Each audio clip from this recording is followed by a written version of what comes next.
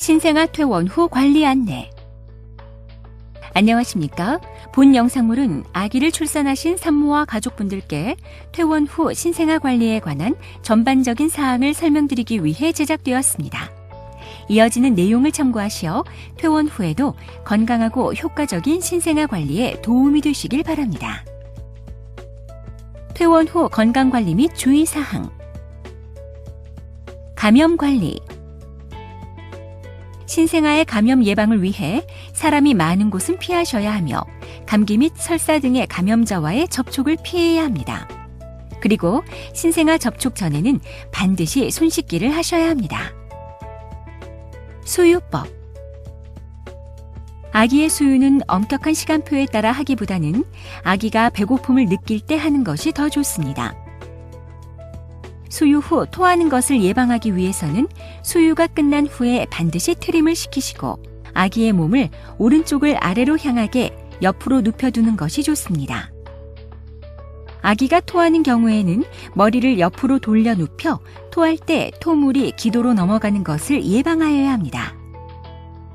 아기의 위는 관략근의 기능이 미숙하고 조절 능력이 불완전하여 정상적인 아기도 종종 수유 후 먹은 젖을 토할 수 있습니다. 하지만 지속적으로 토할 경우에는 의사의 진료를 받는 것이 좋습니다. 환경.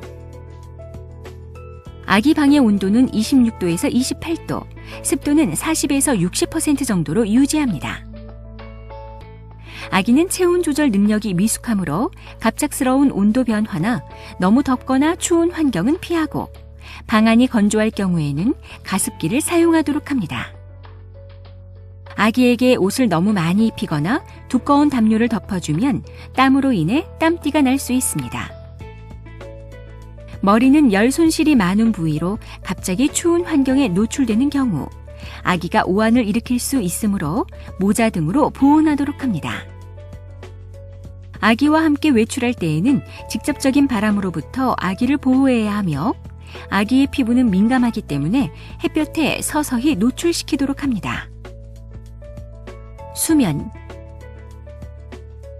신생아는 2시간에서 4시간마다 깨지만 하루 대부분의 시간 동안 잠을 잡니다. 그러나 성인과는 다르게 작은 자극이나 소리에도 쉽게 잠을 깹니다. 하지만 생후 3, 4개월이 지나면서 점차 야간 수면 시간이 길어집니다. 수면 시 정상 신생아는 엎어서 재우지 않으며 위장관 질환이나 심장 질환을 가진 신생아, 미숙아 등 필요에 의해 아기를 엎어 재우는 경우에는 주의를 요합니다. 울음. 아기는 울음으로 의사를 표시합니다. 일반적으로 아기가 우는 이유는 배가 고플 때, 기저귀가 젖었을 때, 몸이 불편할 때, 너무 더울 때, 또 안기고 싶을 때 등입니다. 울음은 아기의 신뢰감 형성에 영향을 주기 때문에 아기가 우는 경우에는 가능한 많이 안아주어 안정감을 주는 것이 좋습니다. 목욕시키기. 목욕은 아기의 혈액순환을 원활하게 하고 식욕도 증진시키며 숙면을 유도합니다. 또한 신생아는 분비물이 많아 피부가 쉽게 더러워지므로 피부 청결을 위한 목욕이 필요합니다. 목욕을 시키기 전에 방 안의 온도를 따뜻하게 유지하고 필요한 물품은 쉽게 사용할 수 있도록 미리 준비하십시오. 목욕은 아기가 배가 고파서 보챌 때나 수유 직후는 피하여야 하며 가능한 따뜻한 낮 시간대에 5분에서 10분 동안 시키는 것이 좋습니다. 그러나 밤에 잘 자지 않는 아기의 경우에는 저녁 시간에 목욕을 시키면 편안히 잘 수 있습니다. 배꼽이 떨어지기 전에는 배꼽이 물에 오랫동안 닿지 않도록 주의하며 목욕시키고 목욕이 끝나면 배꼽을 건조시킨 후 세균에 감염되지 않도록 피부 소독용 알코올로 소독해 주십시오. 배꼽은 보통 5일에서 14일 후에 떨어지지만 아기마다 떨어지는 시기는 다를 수 있습니다. 배꼽이 떨어진 후에도 미색 진물이나 피가 소량 기저귀에 묻어나올 수 있으므로 완전히 마를 때까지 같은 방법으로 소독해 주십시오. 대변. 아기들의 변은 색깔이나 묽은 정도, 배변 횟수가 각자 다르며 신생아의 변 색깔은 매일 변합니다. 모유 수유를 하는 아기들의 대변은 대부분 노랗거나 겨자색의 묽은 변이고, 인공 수유를 하는 아기들의 변은 연한 노란색이나 황갈색입니다. 또한 아기들은 수유 종류와 관계없이 장 기능이 미숙하여 때때로 녹색 변을 보기도 합니다. 변이 묽다고 해서 반드시 설사를 의미하는 것은 아니지만 초록색의 묽은 변을 자주 본다면 설사 증상을 의심할 수 있으므로 진료를 보는 것이 좋습니다. 아기가 대변을 보기 위해서 몸에 힘을 주면서 소리를 내고 얼굴이 일시적으로 붉어지는 것은 아기들의 정상적인 행동이므로 걱정하지 마십시오. 그러나 작은 조약돌과 같은 단단한 대변을 소량씩 보는 경우에는 임의로 관장을 하거나 좌약을 넣어주지 마시고 소아청소년과 의사와 상담하시기 바랍니다. 신생아 황달. 신생아의 황달은 생리적인 것으로 아기의 간 기능이 미숙해서 나타나는 증상입니다.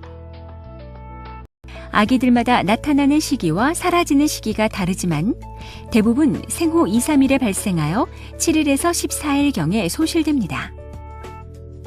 황달은 처음에 아기 얼굴이 노랗게 변하면서 점차 가슴, 배, 다리 쪽으로 진행되며 눈에 하얀 공막까지 노란색을 나타냅니다.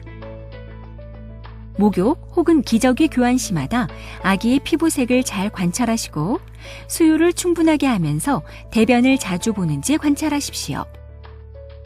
황달이 발견되어 물만 먹이거나 밤에 불을 켜두는 일은 별로 도움이 되지 않습니다. 황달이 발바닥까지 나타나면서 수유 시 빠는 힘이 약해지고 잘 울지 않으면서 아기의 팔, 다리가 힘없이 늘어진다면 빨리 병원을 방문하셔서 검사와 치료를 받으셔야 합니다. 만일 정확한 구분이 힘들거나 걱정이 되신다면 가정간호사의 방문을 요청하거나 소아청소년과에서 진찰을 받도록 하십시오. 탈수. 탈수가 있는 경우에는 아기에게 고열, 구토, 설사 등의 증상이 있으면서 잘 먹지 않고 심하게 보채고 피부나 입이 건조해지며 소변량이 줄고 머리에 천문이 함몰되는 증상이 나타납니다.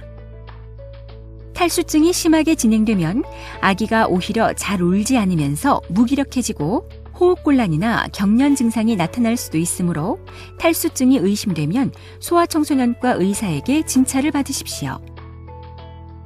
기저귀 발진. 기저귀 발진은 젖은 기저귀가 빨리 교환되지 않거나 기저귀가 아기 피부에 지나치게 밀착되어 착용된 경우에 생기기 쉬우므로 피부가 숨을 쉬도록 느슨하게 채워주는 것이 좋습니다. 기저귀 발진이 생기면 피부를 깨끗한 물로 자주 닦아주시고 건조하게 유지시키도록 합니다. 그러나 피부가 지나치게 붉어지거나 벗겨지는 경우에는 소아청소년과 의사와 상담하시기 바랍니다. 체온 측정. 체온이 높은 경우에는 아기에게 옷을 많이 입히지 않았는지, 방이 덥지 않은지 확인하시고 그렇지 않은 경우에도 열이 있으면 미지근한 물에 목욕을 시킵니다. 목욕 후에도 열이 떨어지지 않는 경우에는 소아청소년과 의사에게 진료를 받으십시오. 지금까지 신생아 퇴원 후 건강관리 및 주의사항에 대해 설명드렸습니다. 감사합니다.